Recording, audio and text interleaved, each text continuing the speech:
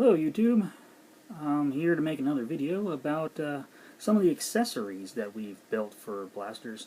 Not necessarily the blasters themselves, but stuff that you can add on to a blaster to improve its performance or just make it look cool or whatever. First thing I got is battery boxes. Some of my flywheel blasters that I've modded in the past have a magazine, a spare magazine holder, specifically the long strike, like this one. Has the Recon has that on the stock too. The long strike has two magazine holders in the back. So does the long shot. Has a magazine holder in the back. And what I found was you can actually turn the old 6-shot magazines, which not a lot of people use anymore, into battery boxes. And so what I did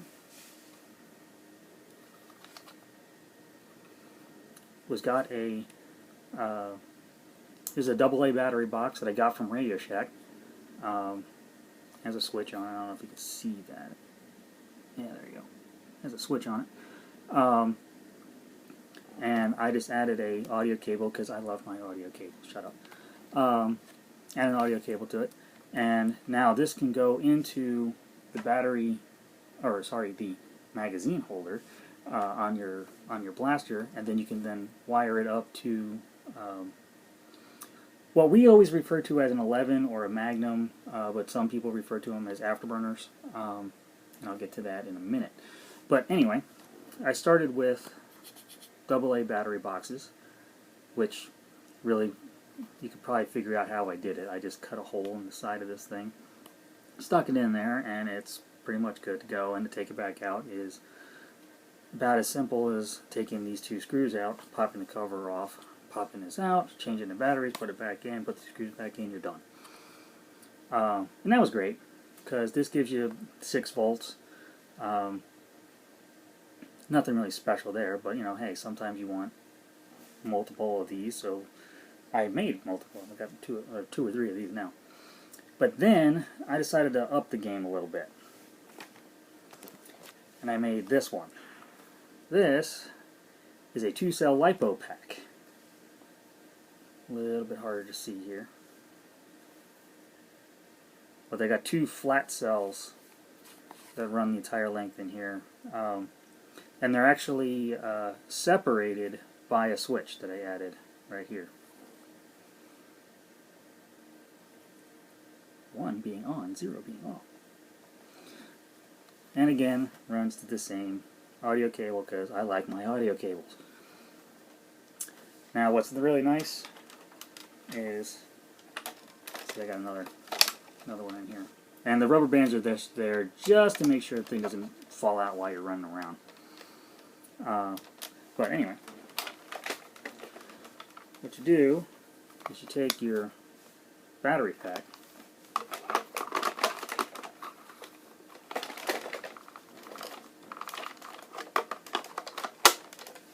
click it in place,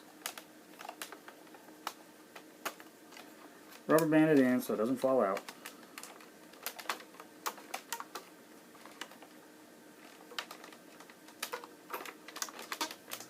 Like that.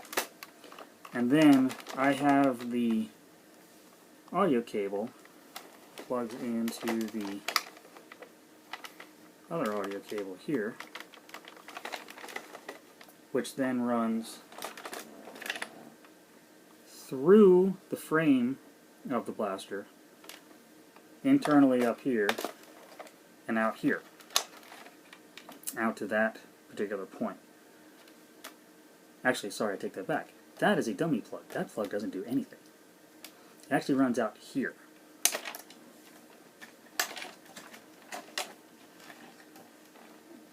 The 11, the Magnum, afterburner, whatever you want to call it, then plugs onto the front. Ignore these for the moment, I'll get to that in a minute.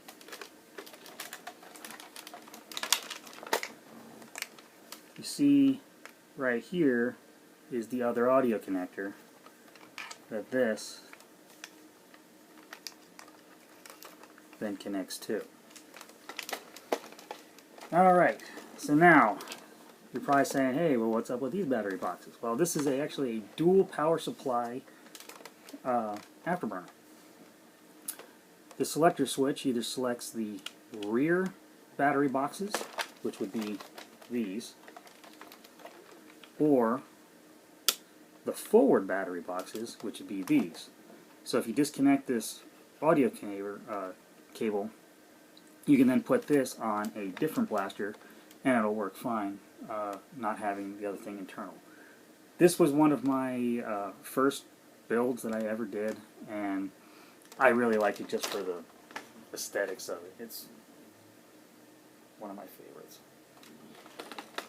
I refer to this one as the Frankenbarrel. Oh, and the reason why we call it an 11 is if you haven't seen the movie Spinal Tap, you'll know that you have to turn it up to 11.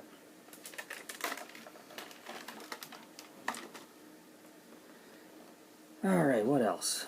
Oh, some of the other Afterburner, Magnum / 11, whatever you want to call them, things we built were these.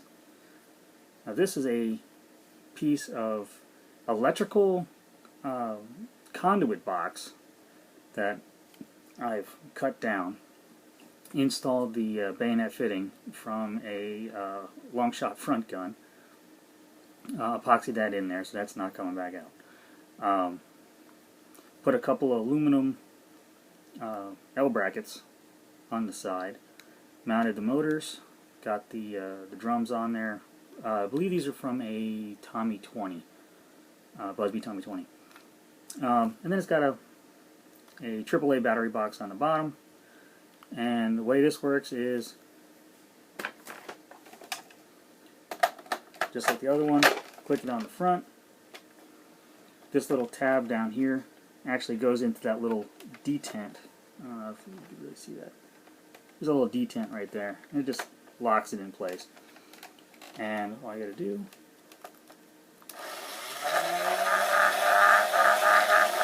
probably running a little low on this one. Actually sounded better before. But anyway, it gives it the shot a little bit of an extra boost. Shoots about 100 feet from long shot. You know, gives the standard long shot elite ranges. You know, all right, what else do I got? Oh. Lanyards.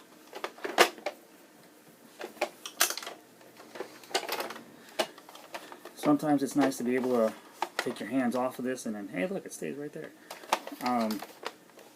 They're also color coded for different teams. I got, I don't know if you see that, green and white.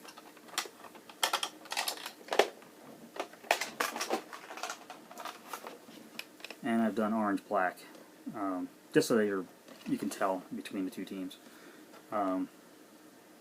But anyway, yeah, that's my things on little accessories and stuff that I've done before. If you have any questions or comments, please leave them in the comments below, because I know what I'm talking about. Oh yeah, and by the way, does that not look like an evil bunny to you? I mean, really. But anyway, I'll see you all. Have a good later. Have a good later. I'll see you all, and have a good one. Other Magnum / Afterburner / 11s that we've built. The first one we actually built inside of a Vulcan. It was totally integral to the front barrel section that is non-removable, and it really wasn't hot swappable between other platforms. It was only for the Vulcan, and it worked pretty good. Not the greatest, but I mean, it was our first attempt at ever doing anything like that. Later we built it inside a recon barrel where I did a lot of Dremel work, and I ended up beating the crap out of it. And the idea was sound, but the actual construction of it was kind of bad. And that's when I ended up building this style instead. And this works like a lot better. This is like real easy to reproduce and manufacture. Like seriously, like the hardest part is getting a hold of the ring there. And Siri's being retarded. Well, thank you all for watching, and if you have any questions, please leave them in the comments below, and I'll see y'all later. Have a good one.